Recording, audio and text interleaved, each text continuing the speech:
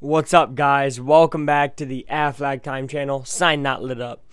Usually when I do these upset of the weeks, you guys know I'm really just basing it off of seeing one team do really good in a small sample size, usually against worse schools, and then I say they're going to beat some big juggernaut.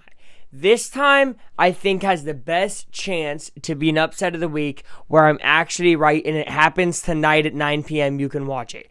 BYU, Kansas. Here's the reason why it has the biggest chance, because I've watched Kansas as well. As you guys know, I'm famously a Kansas hater, as last year I said that they would get knocked out in the tournament pretty easily, and they dang near should have in the first round. If you guys know, then you know. Kansas is a team, though, who this year, honestly, is playing better ball than last year, even though being ranked way down the board. Really? Yes. I think the way this team plays defense, the way that this team is able to drive in the paint, the way that this team is able to play team basketball is very impressive to me, and this Kansas team is a legit threat come March. But I don't have them winning against BYU.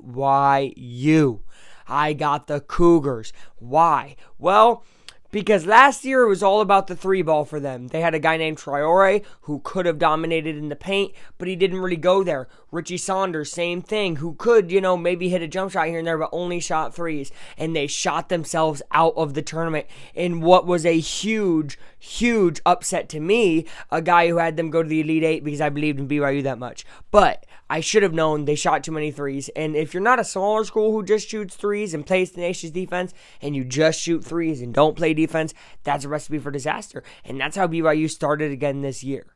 But lately, they have been playing a little different, and I think they have to play different today. This is a must-win game for BYU, a game that is at home for them, and a game where I think they are able to play inside out. You guys know I love inside out offense. Talked about it with the Pacers for a long time, and it's how they've been able to find success in the new year, and I think it's how BYU is finding success lately, and it's going to happen tonight against Kansas. The defense of Kansas is their strong suit. I think BYU wears on it all night long, and I don't think Kansas has enough firepower to keep up with the threes that will start to rain in the second half.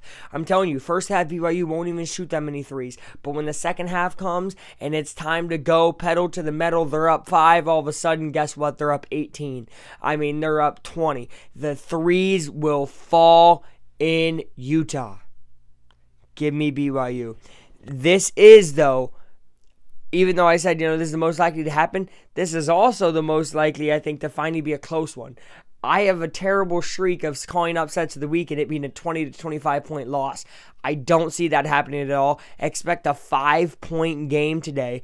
Either team winning 5 points, and I have that team being BYU. Thank you guys for watching. This is Aflac Time. More March Madness content, by the way, coming up soon.